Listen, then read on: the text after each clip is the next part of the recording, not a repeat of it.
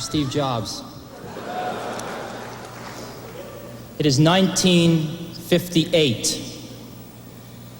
IBM passes up the chance to buy a young fledgling company that has invented a new technology called xerography.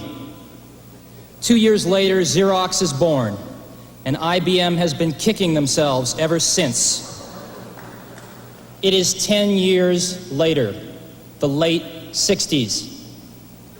Digital Equipment, DEC, and others invent the mini-computer. IBM dismisses the mini-computer as too small to do serious computing, and therefore unimportant to their business. DEC grows to become a multi-hundred-million-dollar corporation before IBM finally enters the mini-computer market. It is now 10 years later, the late 70s.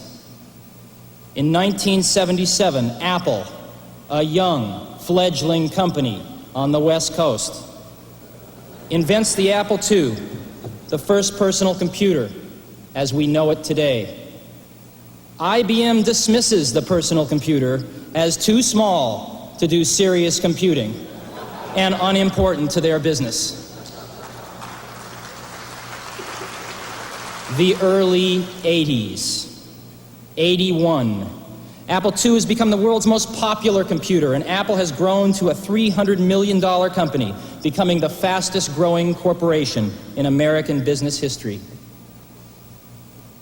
With over 50 competitors vying for a share, IBM enters the personal computer market in November 81 with the IBM PC.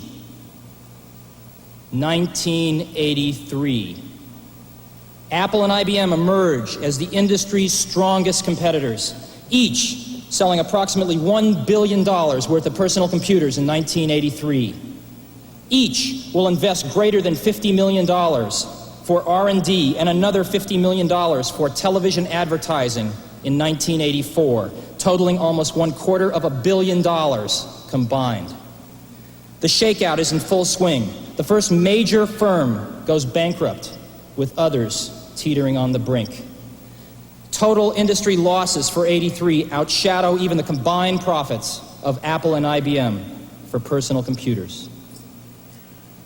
It is now 1984. It appears IBM wants it all. Apple is perceived to be the only hope to offer IBM a run for its money. Dealers, initially welcoming IBM with open arms, now fear an IBM-dominated and controlled future. They are increasingly and desperately turning back to Apple as the only force that can ensure their future freedom.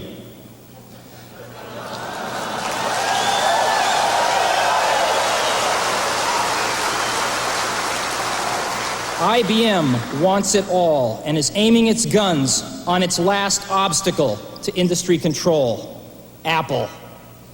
Will Big Blue dominate the entire computer industry? The entire information age? Was George Orwell right about 1984? For today we celebrate the first glorious anniversary of the Information Purification Directives. We have created, for the first time in all history, a garden of pure ideology, where each worker may bloom, secure from the pests of very contradictory thoughts. Our unification of thoughts is more powerful a weapon than any fleet or army on earth. We are one people, with one will, one resolve, one cause. Our enemies shall talk themselves to death, and we will bury them with their own confusion. We shall prevail.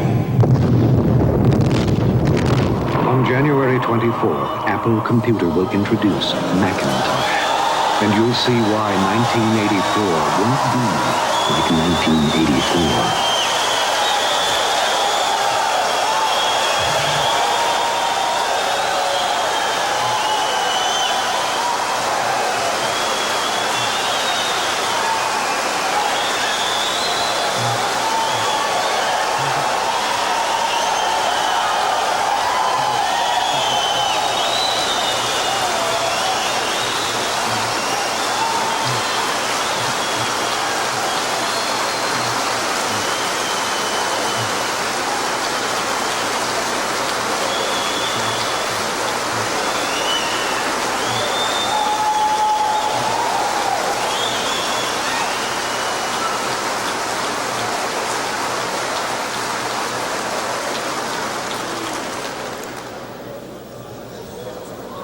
That ad is going to run 1 week before Macintosh is introduced.